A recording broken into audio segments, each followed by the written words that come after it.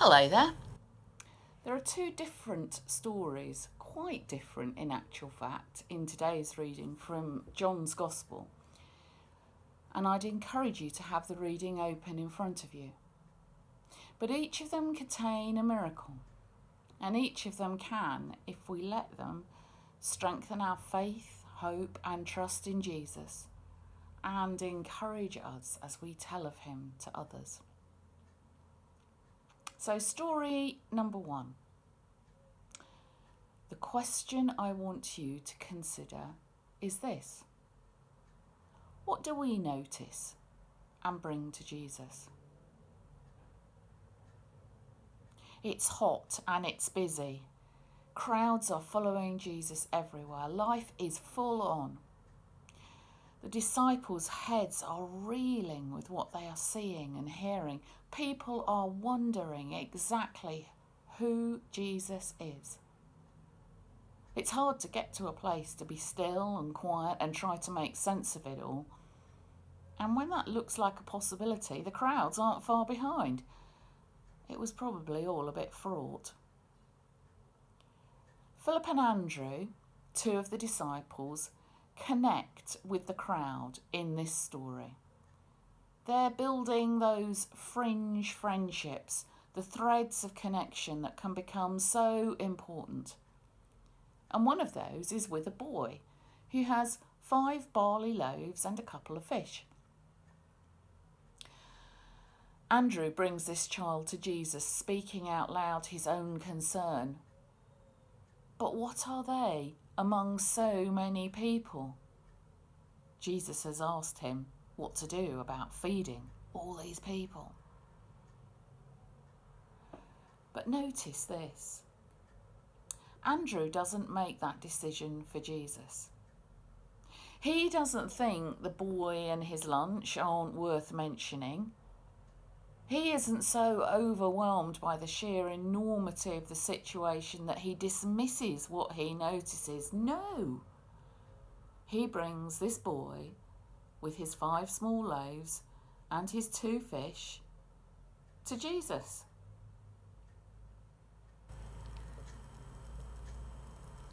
During PCC this week, a lady came into the building to ask about the possibility of hiring the space to restart the local brownies. She doesn't know if it's going to be viable. She needs 8. A chance inquiry? What should we do with that? Or is it a loaves and fish moment? Because you see, we have links with some local families. We have links with the school. We are in the heart of this community. So maybe this apparent chance inquiry is something we should bring to Jesus in prayer. Let's bring what's come to us to Jesus, even if it feels small. That's just one example. There will be others. What do you notice amongst your family, your friends, in situations and conversations, in relationships on the edge of church? And think, maybe just for a split second, I could bring that to Jesus. And then dismiss the thought or pass it by. You see, in this story, Jesus took what was brought to him, gave thanks for it, for nothing is too small, and then used it to provide miraculously. 5,000 were filled.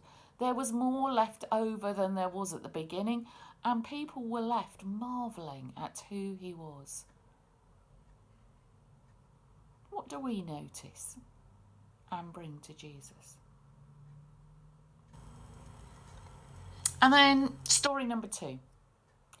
The question to consider is this: what do we experience? And where is Jesus? The Sea of Galilee, or the Lake of Tiberias as it's called in this account, probably because the writer was anticipating that the gospel would be read further afield than Israel, is surrounded by hills. And squalls, short, sharp storms, can happen very quickly and be pretty scary. The disciples set out in their boat, leaving Jesus praying on the mountain. They row a good few miles into a storm towards Capernaum. And then Jesus comes walking towards them on the sea. They're terrified. Not surprising, really. It's a moment when they see the Lord of creation. It's a window on who Jesus is, truly the Word made flesh.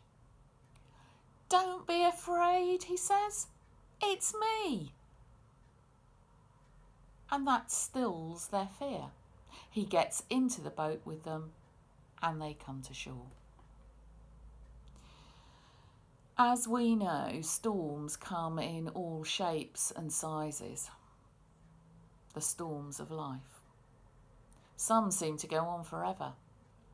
A pandemic, for instance, immense pain and suffering, draining our reserves, affecting every area of our lives, causing us to look at the world differently. Other storms are short, sharp, deeply personal, leaving us almost breathless with shock.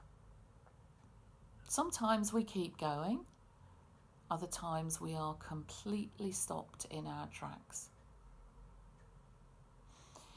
If you're in a storm at the moment, see if above the roar of all that is going on around you, you can hear him say, "Don't be afraid. It's me. I'm here." Because he will be. Invite him to be with you, to climb into your boat, and then see what happens. And if you're not in a particular storm at the moment, then take this story and pray through it for someone you know who is. Pray that they will recognise Jesus walking towards them and hear the words he speaks.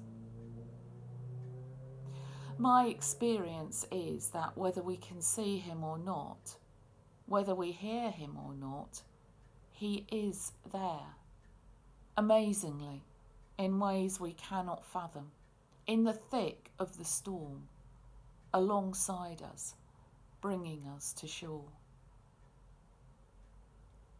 What do we experience? And where is Jesus?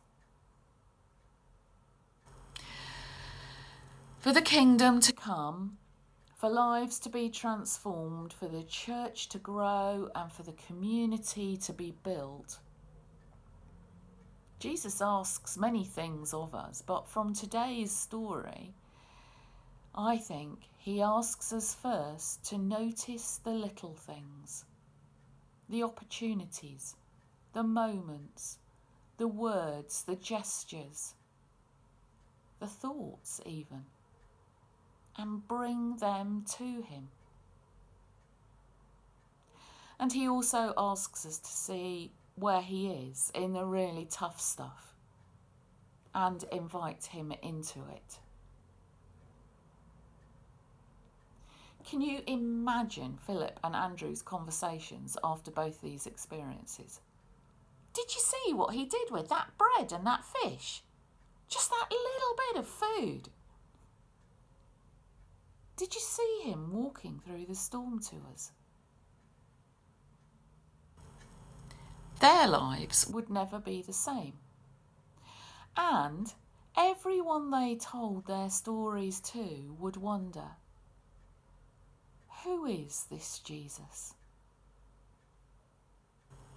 We too have stories to tell of who Jesus is. Stories rooted in the little things we've noticed and brought to him. Stories rooted in his presence in the storms of our lives. And as we tell those stories and experience and are part of new stories, let's hope that others begin to ask, just who is this Jesus? Amen.